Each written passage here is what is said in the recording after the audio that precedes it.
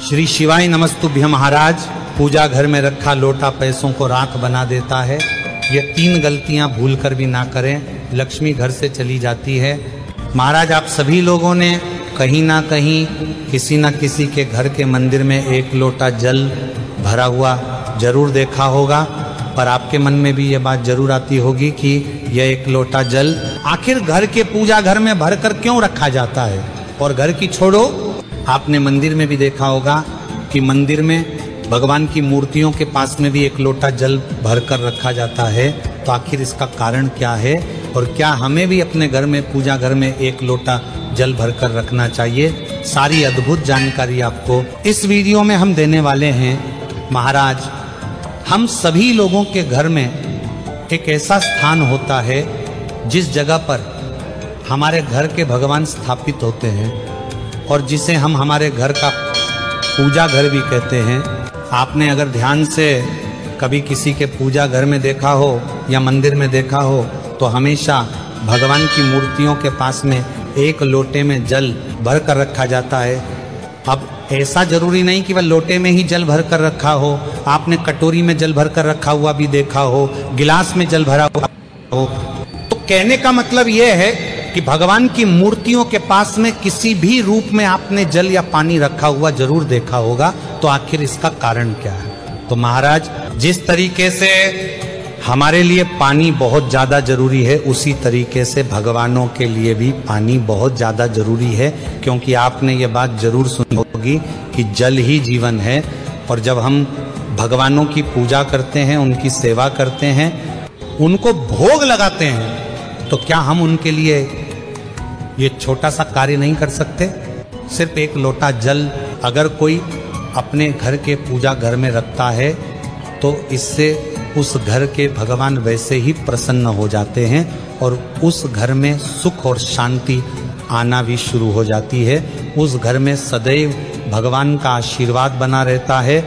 इसीलिए महाराज आपको भी अपने घर के पूजा घर में 24 घंटे 1 लोटा जल भरकर जरूर रखना चाहिए। अब महाराज ये 1 लोटा जल भरने के कुछ नियम होते हैं और जब हम भगवानों को 1 लोटा जल भरकर रखते हैं तो वह जल हमें कहाँ से लेना होता है, उस जल को कब बदलना होता है, कौन से लोटे में हमें जल रखना होता है और क्या लोटा ही रखना जरूरी है। कोई और पात्र में हम लोग इस जल को भरकर भगवानों के लिए नहीं रख सकते। ये भी आप जान लीजिए महाराज। वैसे तो भगवानों के लिए चांदी के किसी पित्र में ही आपको जल भरकर रखना चाहिए, पर ऐसा सभी लोग नहीं कर सकते हैं। इसीलिए आपके घर में कोई एक छोटा सा लोटा हो, क्योंकि 1 लोटा जल मंदिरों में भरकर रखा जाता है। वहां पर स्थान बड़ा होता है तो 1 लोटा जल रखने में कोई परेशान नहीं होती है, पर हमारे घर के पूजा घर छोटे होते हैं और अगर हम वहां पर 1 लोटा भरकर रख देंगे तो वहां पर हमारी बहुत सारी जगह चली जाएगी और फिर भगवान ही नहीं दिखेंगे। इसलिए आप चाहे तो बाजार से जाकर एक छोटी सी लुटिया या छोटा सा गिलास लेकर आए, जो आपके घर के पूजा घर में बहुत कम जगह में रखा जाए और उसके अंदर फिर आप जल भर कर रखें। अगर किसी कारण से आपके घर में गिलास या लोटा वगैरह ना हो तो आप उस स्थान पर भगवानों के लिए एक छोटी सी कटोरी में भी जल भर कर रख सकते हैं, पर बाद में आप बाजार से नया पात्र लाकर उसमें जल रखना शुरू करें। महाराज अब हमको ये जल कब रखना है, कब बदलना है और कौन सा जल लेना है, यह आप जान लीजिए। सबसे पहले आपको ये जल शुद्ध और ताज़ा ही भगवान के लिए भर कर रखना चाहिए।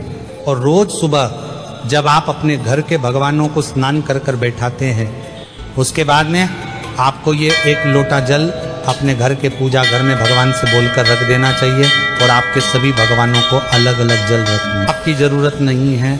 आप एक ही पात्र में सभी भगवानों के लिए जल रख सकते हैं। महाराज अब जिस तरीके से आप रोज भगवानों के स्नान का जल भर कर रख देते हैं, उसी तरीके से आप लोग भगवानों के पीने का ये 1 लोटा जल भी भरकर अलग से रख दिया करें। और अगर आपके घर में हैंडपंप या जेट लगा हुआ है जहाँ से आपको तुरंत ताज़ा पानी मिल जाए, तो फिर आप लोग उस समय मोटर चलाकर ताज़ा पानी निकालकर वह जल ही भगवानों को रखें। महाराज अब आपने एक बार सुबह भगवानों को स्नान कराने के बाद इस जल को पूजा घर में भरकर रख दिया। अब आपको पूरे 24 घंटे के लिए इस जल को बदलना नहीं रहता है। मतलब जैसे आज की पूजन के बाद जब आप अगले दिन पूजन करेंगे तो उस समय इस जल को बदलेंगे, क्योंकि ये जल बार बार बदला नहीं जाता है। 24 घंटे में जब आप भगवानों को स्नान कराएं उस समय इस जल को बदला जाता है। महाराज, अब जो एक दिन पुराना जल होगा उस जल का हमें क्या करना होगा, ये बहुत ही जरूरी प्रश्न है, ये आपको जरूर पता होना चाहिए। महाराज, जैसे आपने कल पूजन करी और आज वापस से पूजन कर रहे हैं तो आप अपना जल जरूर बदलेंगे। तो पुराने जल को डालने के सिर्फ 2 ही स्थान है। सबसे पहले किसी वृक्ष में या पौधे में, और दूसरा बहते हुए जल में यानी कि पवित्र नदी में।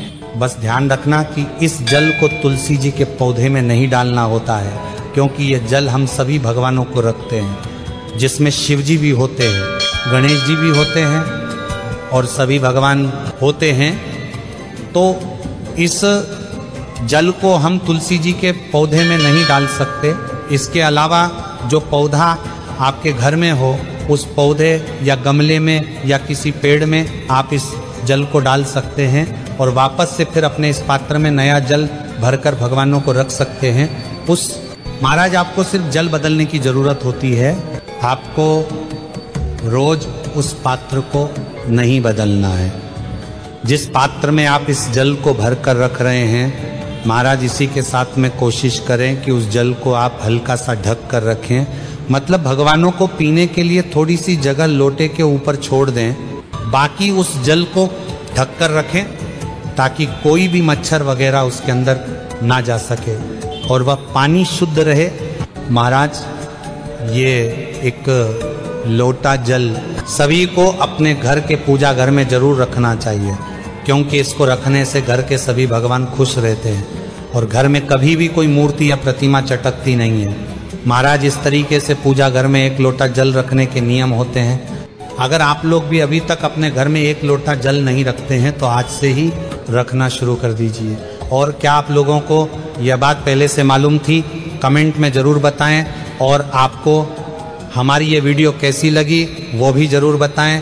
और आप हमारी ये वीडियो कहाँ से देख रहे हैं कमेंट में ज़रूर बताएं। श्री शिवाय नमस्तुभ्यम महाराज।